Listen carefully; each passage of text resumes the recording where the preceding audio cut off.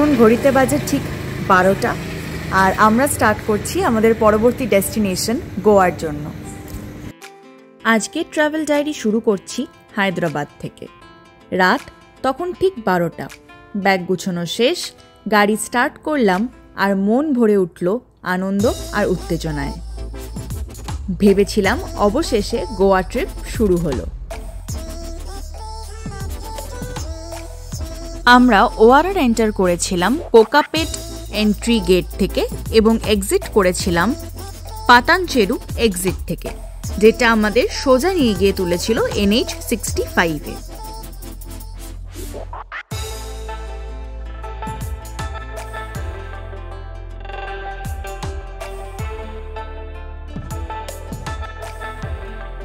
কিন্তু শুরুর পথটা একদমই সহজ ছিল না।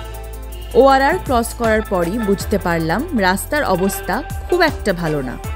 কোথাও বড় বড় গর্ত, কোথাও আবার হঠাৎ ডাইভারশন। নাইট ড্রাইভ বলে সামনে তেমন কিছু স্পষ্ট দেখা যাচ্ছিল না। একবার গাড়ি গর্তে পড়তে পড়তে বেঁচে যাচ্ছিল, আবার এক এক সময় আমরা হাসতে হাসতে বলছিলাম গোয়া পৌঁছানোর আগেই যেন ঝাঁকুনিতে সব মেমোরি শেক হয়ে যাচ্ছে। আমরা মূলত NH65 রুট ধরেছিলাম, মানে ন্যাশনাল হাইওয়ে 65। হাইওয়েতে কিছুক্ষণ যাওয়ার পর গতি একটু পেলাম ঠিকই, কিন্তু শুরুর কয়েকটা কিলোমিটার সত্যিই কঠিন ছিল। কিছুক্ষণ পর যখন পুনে টোল রোড স্টার্ট হলো তখন রাস্তার কন্ডিশন বেশ বেটার হয়ে গেল। গাড়ির ভেতরে তখন একেবারে আলাদা পরিবেশ। সবার চোখে ঘুম থাকলেও আনন্দের উচ্ছ্বাসে ঘুম আসছিল না কারোরই। কেউ গান চালাচ্ছিল, কেউ জোকস বলছিল, আবার সবাই একে অপরকে উজ্জীবিত করছিলাম। মনে হচ্ছিল যাত্রাটাই যেন এক বিশেষ অভিজ্ঞতা। এরপর ধীরে ধীরে যখন আমরা কর্ণাটকার বর্ডার পার করলাম তখন প্রথমবারের মতন গাড়ি পুরোপুরি থামলো। সেই ছিল আমাদের ফার্স্ট ফুয়েল স্টপ।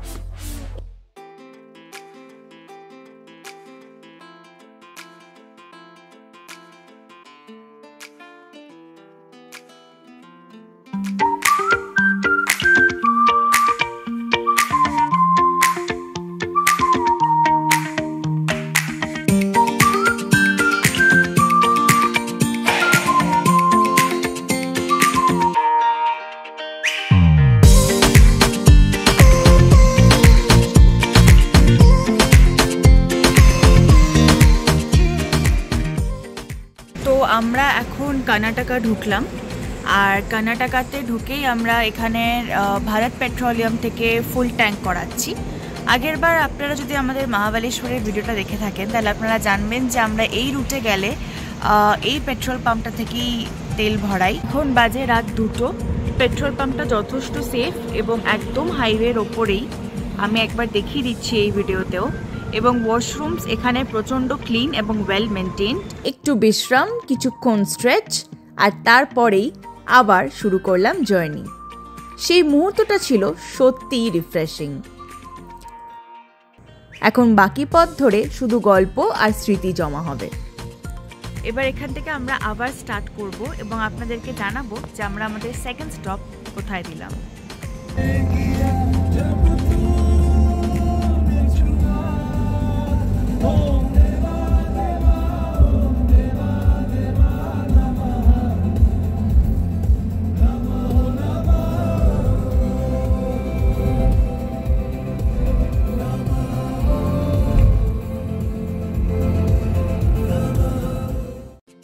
রাস্তার কন্ডিশন আবার ডিটোরিয়েট করতে থাকলো। আমরা রিয়েলাইজ করলাম 1 মাস আগে আমরা যখন মহাবালেশ্বর গেছিলাম ঠিক এই রুটটাই আমরা নিয়েছিলাম এবং রাস্তার কন্ডিশন এরকমই ছিল, ঠিক সেম, বরঞ্চ বলা যেতে পারে আরও কিছু পথহোলস তৈরি হয়েছে এবং রাস্তার কন্ডিশন ওমেগা থেকে সোলাপুর পৌঁছানোর কিছু কিলোমিটার আগে অবধি রাস্তার কন্ডিশন খুবই খারাপ ছিল। আমরা দাঁড়ালাম একটা ছোট্ট চায় ব্রেকের জন্য। এখন টাইম হয়েছে কটা বাজে গো? এখন বাজে 3:30। সো তোমার নাইট ড্রাইভ করে কেমন লাগছে? অন্যরকম নতুনত্ব অভিজ্ঞতা নাইট ড্রাইভে। ভালোই লাগছে। রাস্তাঘাটে বৃষ্টি হচ্ছে, তারপর মহারাষ্ট্রের রাস্তা ঢোকার পর রাস্তা খুবই খারাপ টিল ওমেরগা, এবং সেটা সবাই জানে, এই রুটে যাতায়াত করে। এবং এখানে মানে হঠাৎ করে পটল চলে আসছে, তারপর রাস্তা কোনো লাইটও নেই, যার জন্য গাড়ির লাইটে যতটুকু মেকআপ করা যাচ্ছে ততটুকুই আর কি। তো সব কিছু মিলিয়ে মিশিয়ে তার মধ্যে বৃষ্টি, তো একটু ধীরে সুস্থে চালাতে হচ্ছে গাড়ি। আশা করছি NH 166-এ ওঠার পর আমরা এই যে ল্যাকটা হচ্ছে টাইমে, এটা আমরা ম্যানেজ করতে পারবো। এখানে 60 to 65, তার বেশি স্পিড রাখা যাচ্ছে না।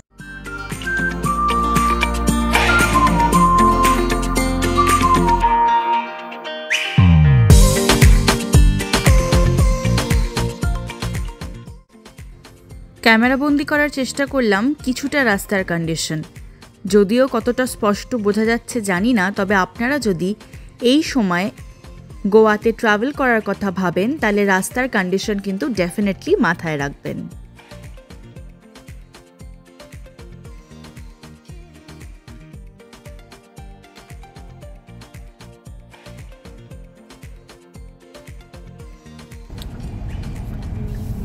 এটা সোলাপুর।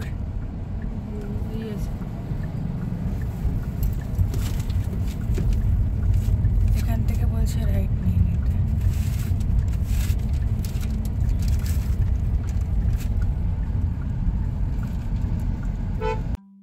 এরপর আমরা পৌঁছলাম সোলাপুর, এবং সোলাপুরের এই জাংশনটা থেকে আমরা রাইট নিয়েছিলাম এবং বাইপাস করেছিলাম গোটা সোলাপুর শহরটিকে। এই বাইপাস রোডটায় মাথায় রাখতে হবে যে যদি আপনারা নাইট ড্রাইভ করেন আমাদের মতন, তাহলে কিন্তু সাথে খাবার ক্যারি করাটা খুব ইম্পর্ট্যান্ট, কারণ খুব একটা ধাবা বা রেস্টুরেন্টস খোলা পাওয়া যাবে না। আচ্ছা, বাই দ্য ওয়ে, রাস্তার কন্ডিশন কিন্তু এখানে খুব ভালো ছিল। পটহোলস বা কোনো মেজর ডাইভারশনস কোনোটাই আমরা এই বাইপাস রোডে পাইনি। ধীরে ধীরে রাত কাটিয়ে ভোর হচ্ছিল এবং আমরা দাঁড়ালাম একটা ছোট্ট ব্রেকফাস্ট ব্রেকে।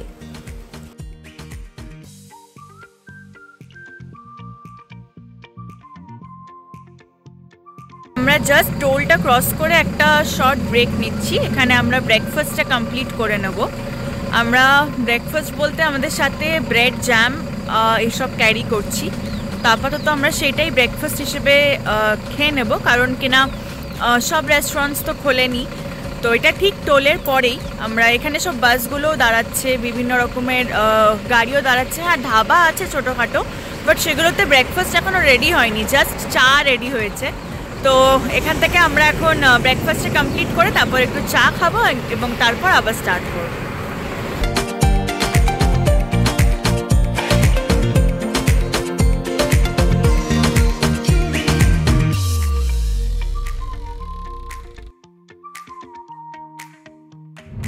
আমরা এখন আছি NH 166-এ, সাংলি ক্রস করে গেছি।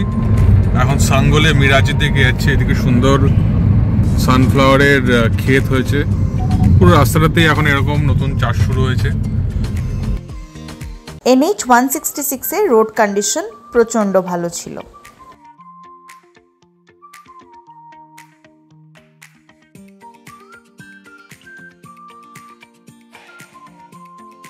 রাস্তা দিয়ে নেমে আমরা NH 166 থেকে নেমে আমরা সার্ভিস নিলাম, নিয়ে এখান দিয়ে আমরা লেফট নিয়ে নেবো। এটা চলে যাচ্ছে মিরাজের দিকে।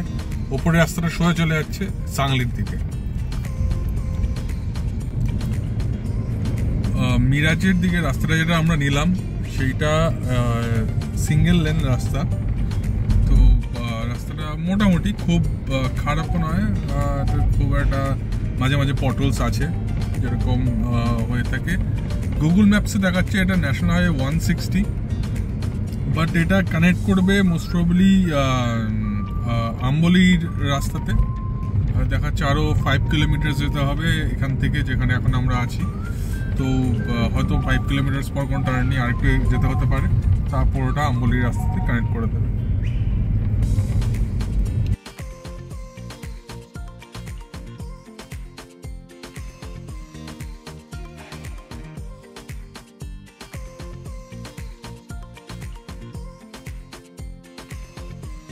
রাস্তার সিনিক ভিউ অসাধারণ ছিল। মেঘ একদম নেমে এসেছিল, হালকা বৃষ্টির ওয়েদার ছিল, কিন্তু প্রচণ্ড সুন্দর আশেপাশের ওয়েদারটা হয়েছিল। ধীরে ধীরে আমরা পৌঁছলাম NH 548H এর দিকে, যেটা আমাদের সোজা নিয়ে যাচ্ছিল আম্বলির দিকে। আম্বলি তখনও 68 কিলোমিটার দূরে ছিল, কিন্তু আশেপাশের সিনিক বিউটি এতটাই সুন্দর হয়েছিল এবং আমরা এতটা ব্যাকুলভাবে অপেক্ষা করছিলাম কখন আম্বলি ওয়াটারফলস দেখতে পাবো, যে আমাদের কাছে এই ডিস্টেন্সটা কোনো ম্যাটারই করছিল না। আপনারা জানেন কি কেন এই আম্বলি নিয়ে এত এক্সাইটেড ছিলাম? কারণ এখানে আছে সবুজে মোড়া পাহাড়, অসাধারণ ঝর্ণা এবং প্রকৃতির একেবারে অন্য অপূর্ব একটি রূপ, বিশেষ করে আম্বলি ওয়াটারফলস।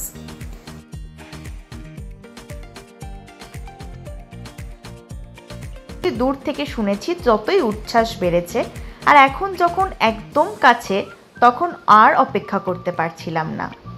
আম্বলি কিন্তু ওয়েস্টার্ন ঘাটসেরই একটা অংশ। রাস্তার কন্ডিশনও বলা যেতে পারে ভালোই ছিল। এমন সুন্দর রাস্তা দিয়ে গাড়ি চালানো সত্যিই এক অন্যরকম এক্সপিরিয়েন্স। আকাশটা নামিয়ে এনেছে আমাদের কাছে। যেদিকে তাকাই সব কিছুই এত সুন্দর, এত শান্ত যে মনে হচ্ছিল সময়টা থেমে যাক।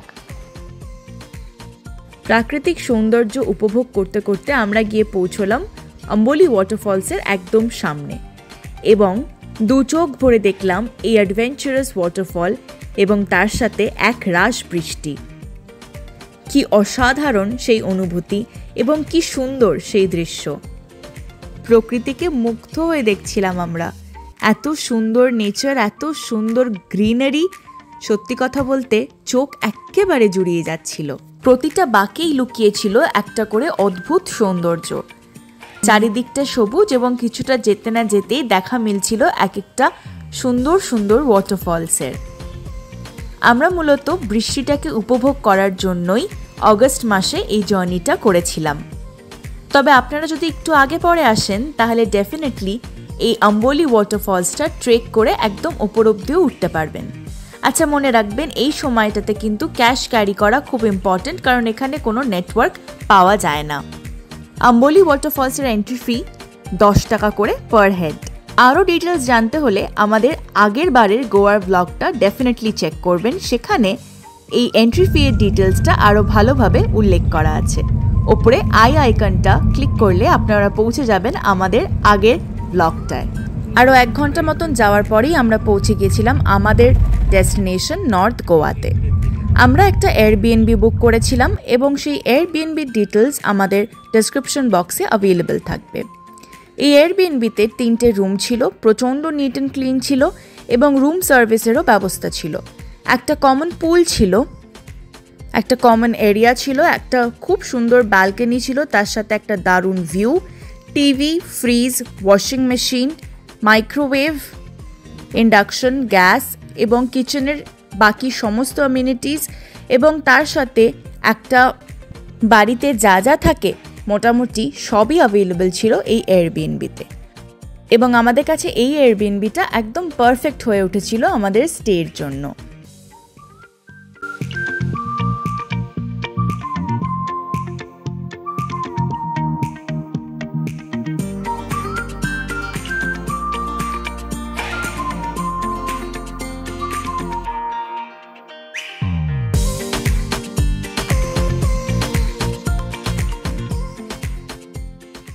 গোয়াতে মোটামুটি 4-5 দিন আমরা প্রচণ্ড আনন্দ করেছিলাম এবং প্রচুর অভিজ্ঞতা সঞ্চয় করেছিলাম। সেগুলোর মধ্যে সবচেয়ে অন্যতম ছিল কোকনি ক্যান্টিনে আমাদের গোয়ান ফিশ থালির লাঞ্চটা। যেরকম সুন্দর পরিবেশ ঠিক তেমনই সুন্দর খাবারের টেস্ট। অসাধারণ ছিল গোয়ান ফিশ থালি, প্রচণ্ড টেস্টি এবং বিভিন্ন রকমের ফিশ আইটেম ওখানে ছিল। এছাড়াও কিছু বিচ শ্যাক থেকে আমরা ট্রাই করেছিলাম baby Shark, prawn fry, squid এবং ক্যাফরিয়াল পাও।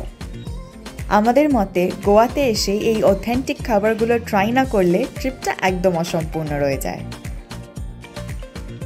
এই গোটা ট্রিপে আমরা আরও বেশ কিছু জায়গা এক্সপ্লোর করেছিলাম এবং সেগুলোর মধ্যে অন্যতম ছিল এই চার্চটি, যেটা পাঞ্জিমে অবস্থিত।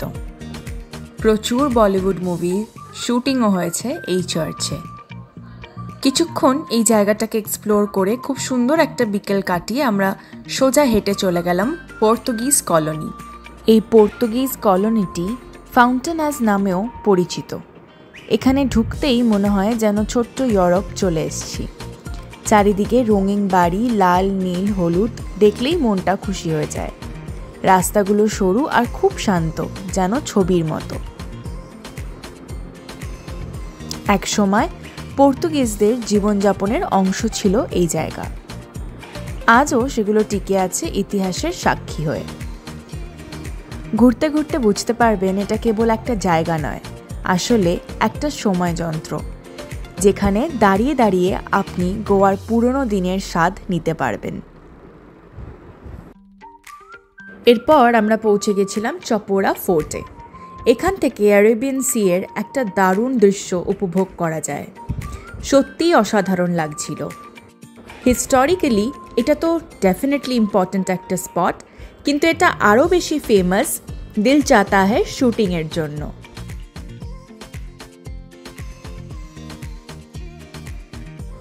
তারপর সেখান থেকে আমরা চলে গেছিলাম কায়াকিং করতে।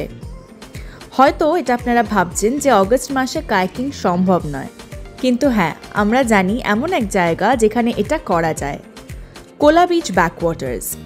হ্যাঁ, আমরা পৌঁছে গেছিলাম কোলা বিচ ব্যাকওয়াটার্সে, যেখানে আমরা প্রচণ্ড এনজয় করেছিলাম এই কায়াকিং। সত্যি কথা বলতে বন্ধুদের সঙ্গে এ ধরনের অ্যাডভেঞ্চারাস স্পোর্টস করার আনন্দটাই আলাদা। তারপর আর কি, তারপর একটু ঘুরতে ঘুরতে আমরা পৌঁছে গেলাম গোয়ার কিছু ফেমাস বিচে, যেরকম বাগা বিচ, কালাঙ্গুট, পালোলেম, মোরজিম এবং ক্যান্ডোলিম বিচ। আরও প্রচুর বিচ আছে যেটা ডেফিনেটলি আপনারা এক্সপ্লোর করতে পারেন এবং সেগুলোর সম্বন্ধে জানতে পারেন আমাদের প্রিভিয়াস ভিডিও থেকে। এখানে আমরা খুব সুন্দর একটা সানসেট এনজয় করলাম। আপনারা এই বিচগুলোর বিচ শ্যাকগুলোও ভালোভাবে এনজয় করতে পারবেন। বর্ষাকালে বাগা বিচে সমস্ত শ্যাক খোলা থাকে। সমুদ্রের ধারে থাকা বিচ শ্যাকগুলোতে বসে খাওয়া দাওয়া করার মজাটাই আলাদা। আজকের ভিডিওটা আমরা এখানেই শেষ করছি। দেখা হচ্ছে খুব শিগগিরই আমাদের পরবর্তী ভিডিওতে কোনো নতুন ডেস্টিনেশনের খোঁজ নিয়ে। Thank you for watching and don't forget to like, share and subscribe to our channel.